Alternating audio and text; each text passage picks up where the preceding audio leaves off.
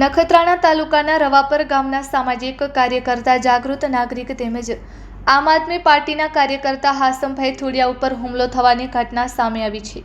પ્રાપ્ત માહિતી મુજબ તારીખ 21/5/2026ના રોજ સાંજે આશરે 7:30 કલાકે હાસમભાઈ થુડિયા અને રજાક હાસમ ભજીર રવાપર ગામમાં અમારા રોડ ઉપર રહેતા મગનભાઈ દલવાડિયાના ઘરે પોતાના કામ અર્થે મળવા ગયા હતા। ત્યારબાદ બંને વ્યક્તિઓ સાંજે આશરે 7:45 કલાકે પરત ફરી રહ્યા હતા ત્યારે ગામના રહીશ થઈમે ઓસ્માન જુમ્મા અને તેમના દીકરા સાજિદ ઓસ્માન થઈમે જૂના બંદૂકને લઈને બંને સાથે મળી હાસમભાઈ થુડિયા ઉપર જીવલેણ હુમલો કર્યો હોવાનો આક્ષેપ કરવામાં આવ્યો છે।